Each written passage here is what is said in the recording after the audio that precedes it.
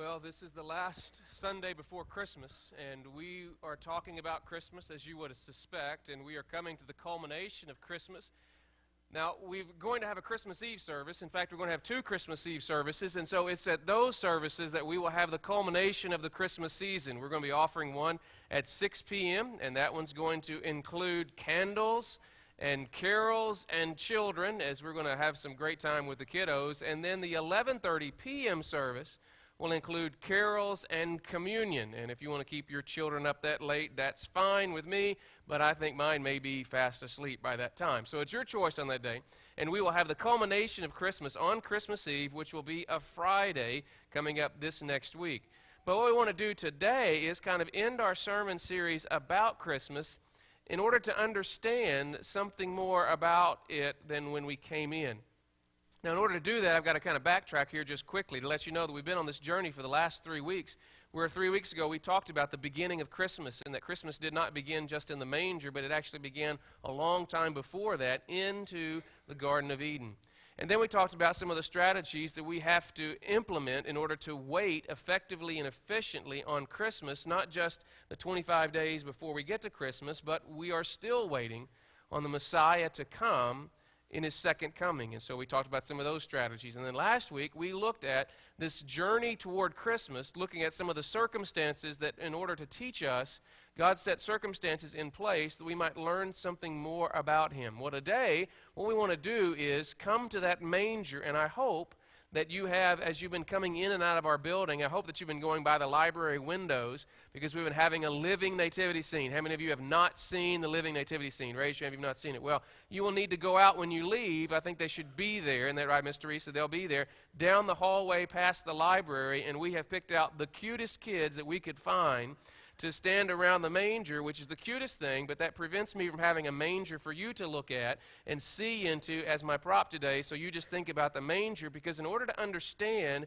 who it is in the manger, we're going to have to do a little bit of math. Now, I know that when you think of Christmas, you really don't think about math, do you? And I know that our children and our students, they're out of school, and so they are not thinking math right now because they've already turned their brains off. Isn't that right? And our teachers, about Thursday, they turned their brains off, even though school is not out until Friday. And then we started watching all the Christmas movies and finding out some kind of spiritual and educational value of showing, you know, the Christmas story or the Santa Claus or those kind of things this last few days. So I'm going to ask you to turn your math minds back on, because we're going to look at the manger, and we're going to do a little bit of manger math. Okay? How many of you have done manger math before?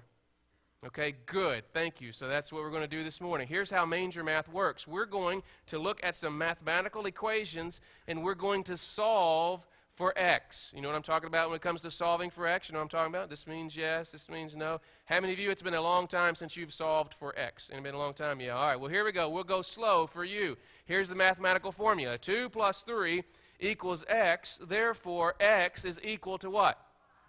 5. Very good. See, I had the answer just in case you didn't know it, but you are all over it. First service, they were struggling here. They were taking their shoes off, trying to figure that kind of out, counting their toes.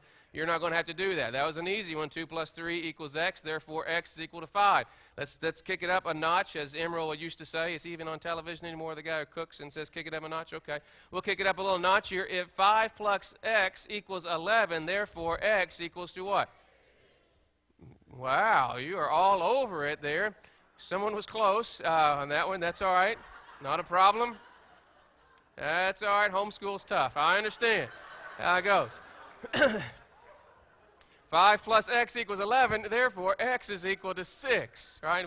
Homeschooling is great. I'm all for homeschooling. I just can't because somebody's going to jail if I'm raising my children and teaching them in school. Someone's going to jail, and it's probably me. So I send them to the public school so I don't have to worry about going to jail. So that would be 5 plus x equals 11. Therefore, x would equal to 6.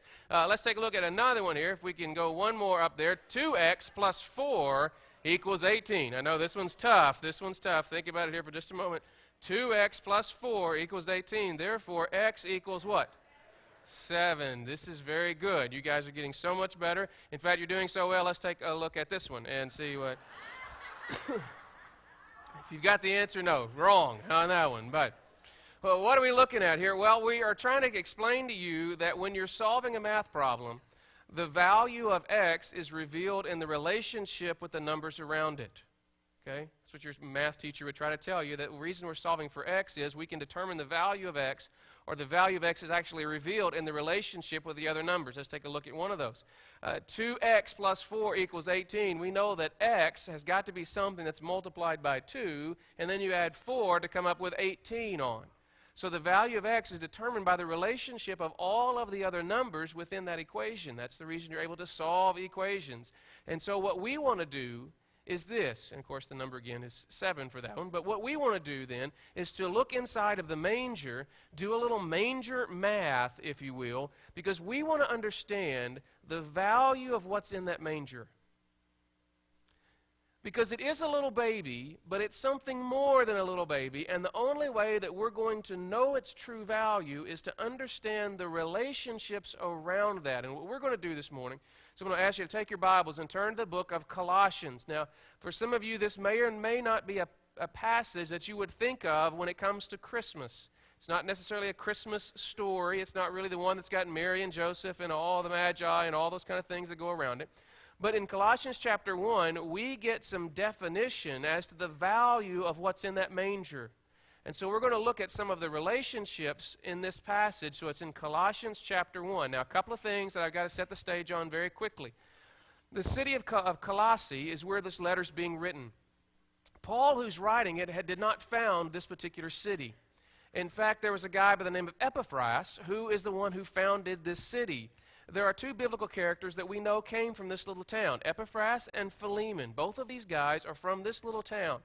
Now, the town of Colossae has gone through some changes. In the 5th century, it was a very popular and very populated city. In fact, it was on a city status because it was on a main trade route, and then there were some valuable commodities in that area that they would mine in order to make chalk or in order to make writing things. It was really kind of an important area, but just like roads change today, many of you remember Route 66 and how that was the mother road of America and everything was going through that. Well, when the highway system came in our culture, many of the businesses and the valuable things that were happening economically along Route 66 changed, or many people lost their business. Well, the same kind of thing happened to Colossae, because there were a couple of other cities around that area, one of them called Laodicea. Have you heard of the word Laodicea? That is a Bible city. That city was kind of on the outskirts of Colossae, along with another town called Hierapolis.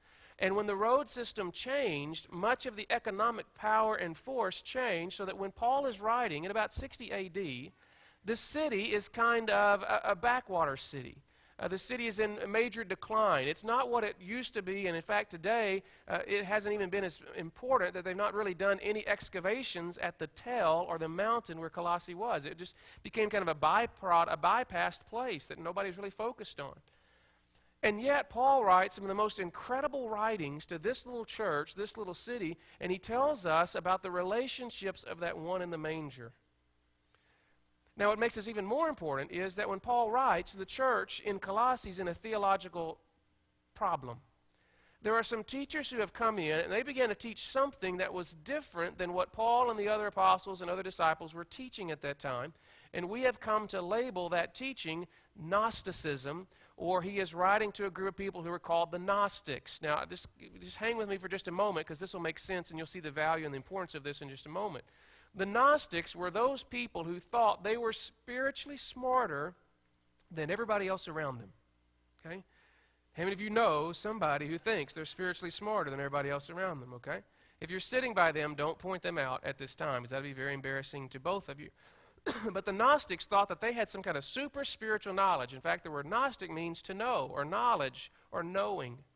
And so there were a group of people who went around pretending like they had super knowledge that nobody else had, and they began to cause problems in the church because they began to identify other people as less spiritual than them. And that never, ever goes well. One of the things that they thought and began to teach was that the physical world is evil. That the spiritual world is what's really important, and being a spiritual person is more valuable than the physical world. In fact, the physical world is evil, and it is not something that you should be involved with. What mattered was not what you did physically with your body, but how you felt about it spiritually. Now, this is very convenient for those of us who like to sin, right? Because we'll be able to blame, well, that's just my physical body. That's not really me doing all of the sin. It's separate, and God loves me spiritually. Well, they came up with this concept because they said, again, wrong, this is not right, this is wrong, incorrect, that God was spiritual. This God way, way back, and he is the one who created other little gods, which they would call emanations. And so here's what their thought was, that God is so holy and perfect and spiritual that he would create another set of gods, who would create another set of gods, who would create another set of gods, who would create another set of gods, till one day one of those set of gods, this is all not true, by the way, this is what they thought, okay? I just want to remind you, this is not true, but that somewhere a long time down the line, some God got it wrong, and he created the physical world, okay? And that's where evil came from. So they got this really messed up, warped theology about all kind of things. And Epaphras comes to Paul, visits him in Rome, and said, hey, I got a church problem in my hand. I got some theologically challenged people. Would you help me? And Paul writes this letter. And in verse 15, he says this. The Son, who we're referring to as who? Jesus, the one in the manger that we're looking at, he says to them, the Son is the image of the invisible God, the firstborn over all creation. For in him all things were created, things in heaven and on earth, visible and invisible. Whether those things are thrones or powers or rulers or authorities, all things have been created through him and for him. He is before all things, and in him all things hold together.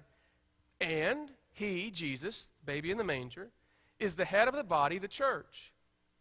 He is the beginning and the firstborn from among the dead, so that in everything he might have the supremacy. For God was pleased to have all his fullness dwell in him. Now, I will tell you that is one of the most important passages of all of Scripture, identifying who this is in the manger. And while I wish that I had time, I really need a 4-week series to go through this passage. I'm going to put it all in today to talk to you about the relationships. And we're not going to be able to be this complex because I'm not that smart about math or God. But what we want to do is to take a look at 4 relationships that are outlined in this passage to help you and I identify the value of the one in the manger. Does that make sense to you? This means yes. This is complicated today, okay? We've done math and everything. This means yes. This means no. Are you with me? Okay, here we go. The first is the relationship that this little guy has to God. Let's go back to the beginning of that passage. The Son is the image of the invisible God. Now, pretend like you're a Gnostic, okay? And listen to what he just said. He just said that the Son is the image of the invisible God. That word image there, we get a word called icon from. The word is ekon in the Greek, and you and I come up with an icon, and an icon is what? An image of something that we're representing. The book of Hebrews does the same thing in the passage, and it talks about that Christ is the perfect representation of, the exact likeness. In the secular Greek, that word for image meant something that was like a stamp, or maybe like a die. Not a die that you would, like color dye, but a die that you would cut from to reproduce something on a multiple basis. And so it was a representation of what you were trying to represent. Notice he's saying that in that baby, the image, the exact representation, the model, the reproduction of the invisible God. Here's what he's saying. Do you want to know what God is like?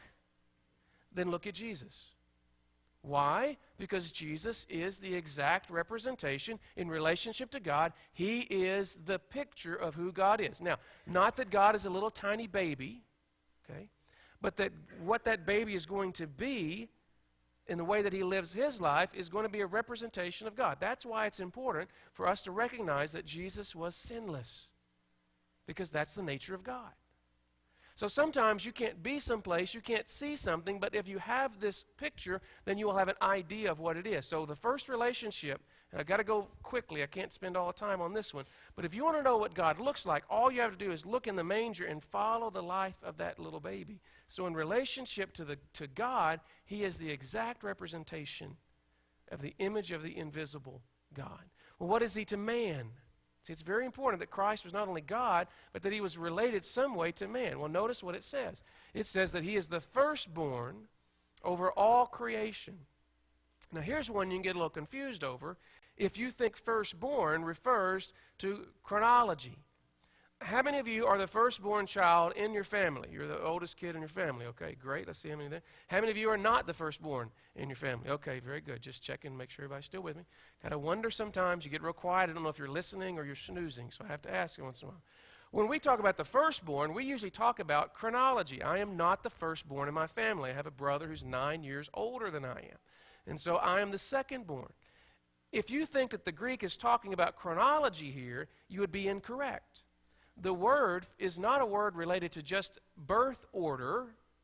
It is a word related to rank or supremacy. In fact, this word for firstborn is prototokos. Prototokos. And when I say prototype, you know what a prototype is, don't you? It's the first of its kind, is it not? You see a prototype that is not something that everybody can buy. Sometimes you'll see at car shows, you'll see a prototype of this new car that comes out, and then when the car finally comes out, it looks nothing like the car that they promised you, right? They'll show it, with engines that, that make it teleport or something, and they'll talk about how great it is. Well, a prototype is something that is first in rank or supremacy, not in chronology. So let's take a look at this. In relationship to God, Jesus is the image, the exact representation, the exact reproduction of God. When it comes to man, he is the prototokos, or the prototype for man, meaning that he ranks first. Now here's the good thing that I love about God. In the Old Testament, the oldest son got everything. Okay? How many of you, you're hoping your parents will die someday and leave you something? Anybody here like that? Okay. And I don't know how it's going to argument happen in your house of who's going to get what, because there's probably things that you're already fighting about, ready to fight about of who's going to get what. Typically, it's not of any valuable things. It's just something that has sentimental value to you, so you're focused on those things. Well, in those days, there would be no fight because the oldest one got everything. Well, with God, God's not interested in birth order. He's interested in heart. And so many times, and I wish I had time to develop this because this is an incredible theme in the Old Testament. Many times, God doesn't put the blessing on the oldest child, but he changes the hand of that and blesses the other child. And for those of us who are not the oldest child, that's good news, isn't it? If you're the oldest child, sorry about that. Hope it works out for you in another time. But for God, the firstborn has nothing to do with chronology. It has to do with the rank or the supremacy. Have you ever heard Jesus called the King of Kings? You ever heard that? Have you ever heard him called the Lord of Lords? It's because his supremacy ranks first. So when it comes to man, he is man of all men. He is the prototype of what we're supposed to look like. He is the image of what we are supposed to try to become, both as in our humanity, but also as we follow God. So let's keep going here real quickly. In relationship to God, he is the image. So we understand what X is because of that. In relationship to man, he is the first, the supreme of all men. Well, what is he to creation? What is his relationship to creation? Well, Paul spends a lot of time talking about this. Why? Because the Gnostics don't understand anything hits here, and they've missed it all completely. Here's the creation. For in him all things were created. Now, what does he mean by all things? Well, he means all things. And if you don't get that, he kind of breaks it down for those of us who are not that smart. He said, things in heaven and on earth. That kind of covers it, doesn't it?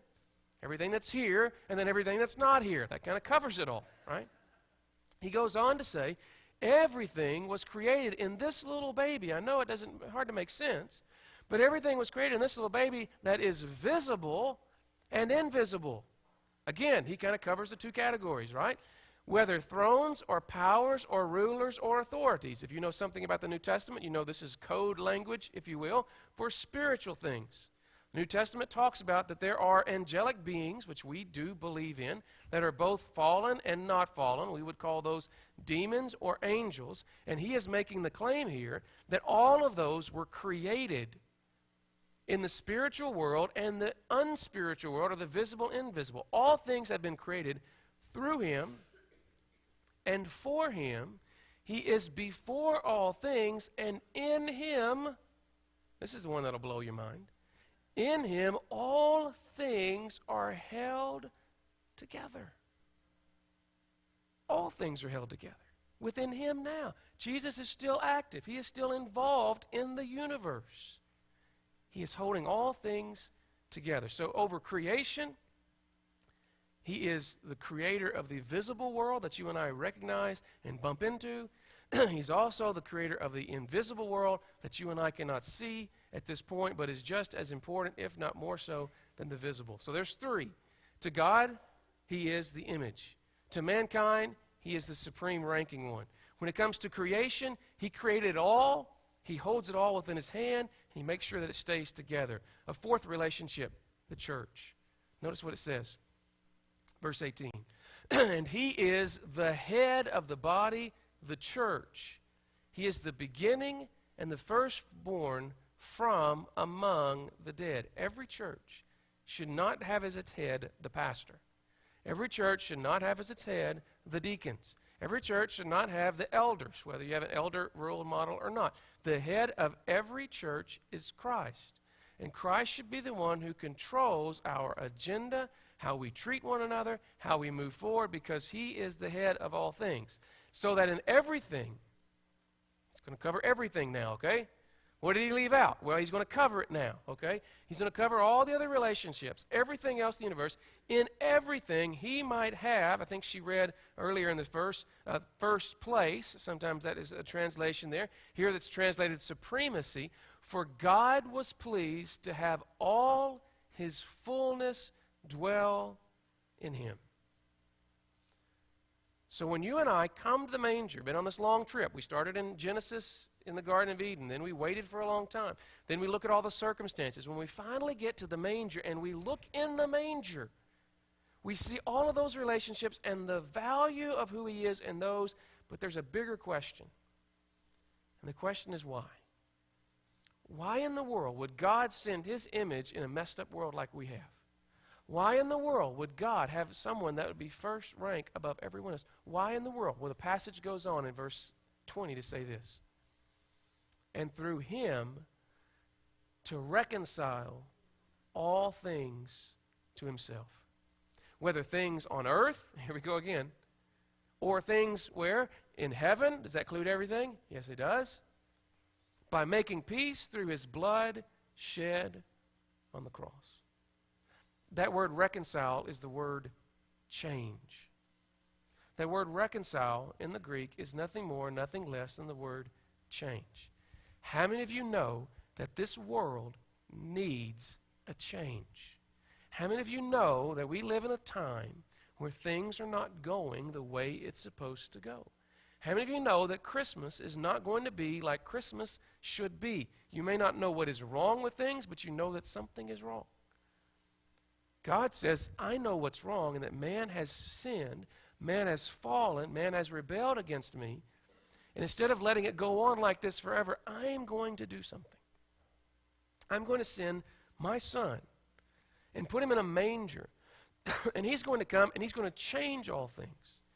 He's going to reconcile all things to himself, whether things in heaven or things on earth, and he will make peace through his blood shed on the cross. It's so amazing to think that while this world groans for reconciliation, Romans tells us this, that all creation groans for something. We know there's something wrong. We know there's got to be something to fix. There's got to be a solution someplace. There's got to be a way to solve things. That is what you see. That is what you find in the manger. Because that little baby was God. And that little baby was man. And that little baby would take upon himself the sin of all the world. And God would pour his wrath out upon that little baby so that we might have peace with God and that things might be changed. But there's one more math problem. In fact, it's the biggest math problem that I could ever pose to you. Because the question is, in your relationship with God, what is the value that you place in God in your relationship?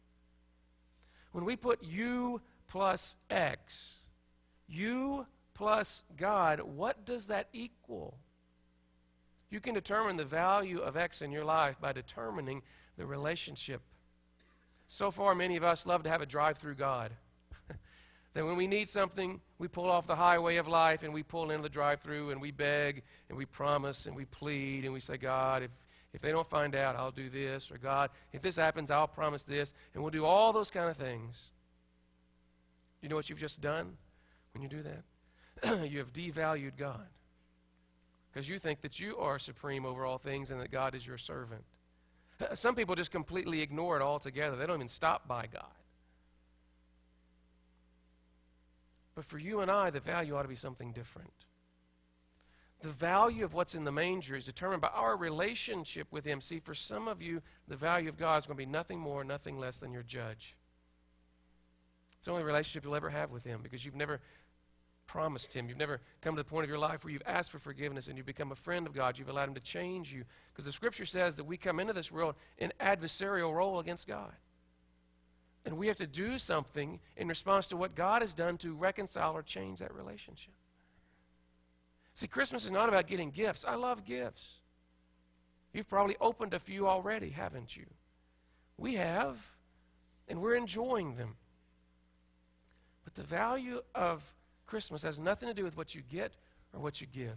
Has nothing to do with what's under your tree or what you wish was under your tree. The value of Christmas has to do with how you value, through your relationship with God, that little baby in a manger.